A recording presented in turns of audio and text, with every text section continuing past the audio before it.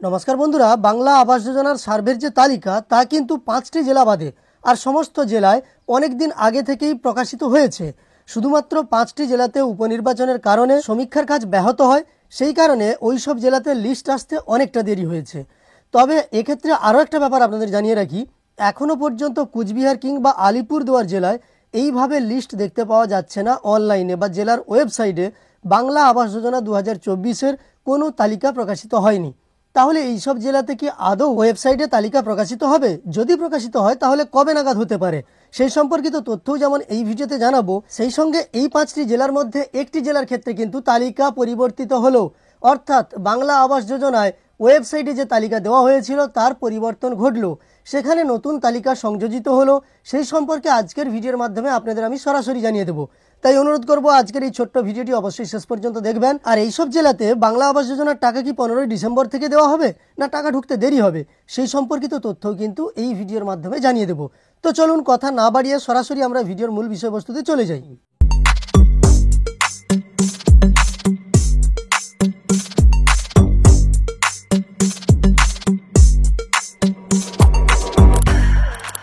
এখন আপনাদের আমি যে জেলাটি দেখাতে চলেছি সেটি হলো পশ্চিম মেদিনীপুর জেলা। আপনারা জানেন পশ্চিম মেদিনীপুর জেলার ক্ষেত্রে কিন্তু আগে একটা লিস্ট বেরিয়েছিল 6 তারিখ, অর্থাৎ ডিসেম্বরের 6 তারিখ। আপনাদের আমি তা নিয়ে ভিডিও দিয়েছিলাম, যে ভিডিওতে দেখিয়েছিলাম যে এই লিস্টের মধ্যে কিছু সমস্যা আছে। যেমন ওই জায়গাতে কিন্তু পিডব্লিউএল এর লিস্ট ছিল না, সেই সঙ্গে মানে পিডব্লিউএল এলিজিবল, পিডব্লিউএল এর ইনএলিজিবল ছিল কিন্তু এলিজিবলদের লিস্ট ছিল না। এবং একটি ফাইলের মধ্যে আবাস প্লাস স্যাংশনের একটি ফাইল প্রায় 270 থেকে 80 MB মতো ছিল, যা আপনাকে ডাউনলোড করতে হয়েছিল আপনার ইমেল আইডি দিয়ে। তো এক্ষেত্রে সেই নিয়মগুলো পরিবর্তন করা হলো, পিডিএফ আকারে ফাইলগুলো দিয়ে দেওয়া হয়েছে। আপনারা পশ্চিম মেদিনীপুর জেলার যে ওয়েবসাইট সেখানে চলে আসবেন, পশ্চিমমেদিনীপুর.gov.in। এখানে আসার পরে এই যে প্রথমেই দেখতে পাচ্ছেন প্রভিশনাল লিস্ট অফ SRH 2024, মানে 2024-এ বাংলা আবাস যোজনার যে অস্থায়ী তালিকা তা কিন্তু প্রকাশিত হয়েছিল 6 তারিখই। সেই তালিকায় পরিবর্তন ঘটানো হলো, গত রাত থেকেই পরিবর্তন এসেছে। এ কারণে গতকাল সারাদিন ধরেই কিন্তু এই জায়গাতে আপনারা লিস্ট দেখতে পাচ্ছিলেন না। এই তালিকা দেখার জন্য আপনি যদি ক্লিক করতেন তাহলে দিয়ে দেওয়া হতো যে এই ফাইল ডিলিট করা হয়েছে। এবার দেখুন, সেই কারণে আমি লক্ষ্য রেখেছিলাম, আমি দেখেছি গত রাত থেকে এই তালিকার পরিবর্তন ঘটেছে। আপনি দেখতে পাচ্ছেন ডান দিকে পিডিএফ আকারে সাইনগুলো দিয়ে দেওয়া হয়েছে, এগুলোও ছিল না। আপনি যদি এর আগের ভিডিওটা আমার দেখে থাকেন তাহলে অবশ্যই এগুলো আপনি দেখে থাকবেন। তো দেখুন এই জায়গাতে সমস্ত ধরনের লিস্ট আছে, এলিজিবল আন্ডার ডাটা সোর্স আবাস plus sanction, ineligible under data source আবাস প্লাস স্যাংশন। একইভাবে এলিজিবল ইনএলিজিবল করে এইখানে গ্রিভেন্সের ক্ষেত্রেও দেওয়া আছে, মানে মুখ্যমন্ত্রী পোর্টালে যারা অভিযোগ জানিয়েছিলেন কোর্ট কেসের তালিকাও দেওয়া আছে। তবে আবাস প্লাসের পিডব্লিউএল বা পার্মানেন্ট ওয়েটিং লিস্টের ইনএলিজিবলের তালিকা ছিল কিন্তু এলিজিবলের কোনো তালিকা ছিল না। আপনি দেখতে পাচ্ছেন এখানে এলিজিবলের তালিকা সংযুক্ত করা হয়েছে।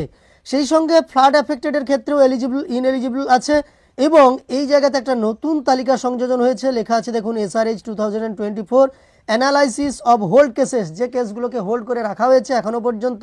মানে আপনাদের আমি জানিয়ে রাখি পশ্চিম মেদিনীপুরের ক্ষেত্রে কিন্তু যতদূর আমাদের কাছে খবর আছে 15ই ডিসেম্বর পর্যন্ত কিন্তু এই তালিকার ক্ষেত্রেও পরিবর্তন ঘটতে পারে।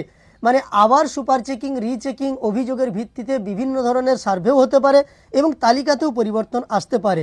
তো সে কারণে প্রথম যে তালিকাটা দিয়ে দেওয়া হয়েছিল তার মধ্যে কিছু সংশোধন হয়তো হয়েছে। তবে একটা ব্যাপার আপনাদের জানিয়ে রাখি, ইনএলিজিবল যে তালিকাটা ছিল পিডব্লিউএল এর ক্ষেত্রে কিন্তু এলিজিবল তালিকাটা ছিল না, সেই এলিজিবল তালিকাটা প্রকাশ পেল।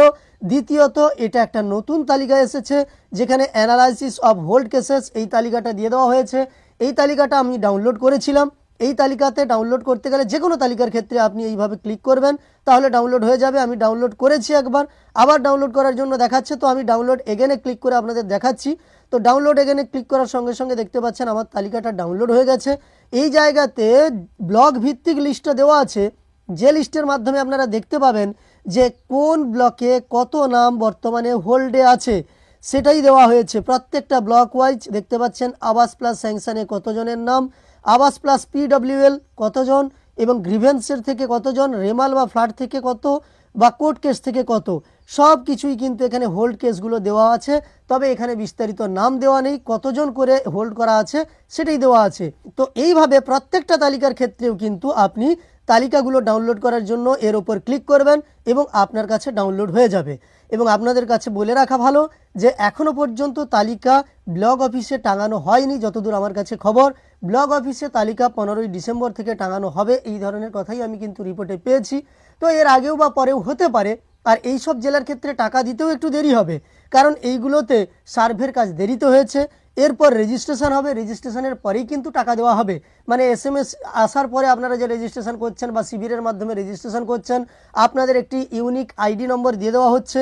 সেই প্রক্রিয়া এই সব জেলার ক্ষেত্রে দেরি হবে, ফলে এই সব জেলার ক্ষেত্রে টাকা আসতে একটু দেরি হবে। তবে এই 30শে ডিসেম্বরের মধ্যেই এই সব জেলাতেও টাকা দেওয়া হবে। আর কোচবিহার এবং আলিপুরদুয়ার জেলার ক্ষেত্রে এখনও লিস্ট দেখা যাচ্ছে না ওয়েবসাইটে। যদি আপনারা কেউ দেখে থাকেন তাহলে অবশ্যই আমাকে জানিয়ে দেবেন। এবং ওই সব জেলার ক্ষেত্রেও যেহেতু 15ই ডিসেম্বর পর্যন্ত একটা সময় আছে, তাহলে 15ই ডিসেম্বরের পরে বা 15ই ডিসেম্বরের দিকে লিস্ট আপলোড করা হতে পারে ওয়েবসাইটে। তো দেখা যাক, এই ধরনের তথ্য আবার প্রকাশিত হলে বা লিস্ট আপডেট হলে আপনাদের আমি তা জানিয়ে দেবো ভিডিওর মাধ্যমে। আপনি কোন জেলা থেকে দেখছেন, এই 5টি জেলার মধ্যে হয়ে থাকলে আপনার জেলায় লিস্টে কোনো পরিবর্তন এসেছে কিনা, আর পশ্চিম মেদিনীপুর থেকে দেখে থাকলে অবশ্যই কমেন্টে জানাবেন আমার দেওয়া তথ্য সঠিক কিনা। তো আপনারা আরও কিছু জানার থাকলেও কমেন্টে জানাতে পারেন। এই ভিডিওটি ভালো লাগলে একটি লাইক করার সঙ্গে সঙ্গে এই চ্যানেলের সঙ্গে যুক্ত থাকতে চ্যানেলটিকে সাবস্ক্রাইব করে পাশে থাকা নোটিফিকেশন বেল আইকনটা অল করে রাখবেন, পরবর্তী ভিডিও নোটিফিকেশন সবার প্রথম পেয়ে যাওয়ার জন্য।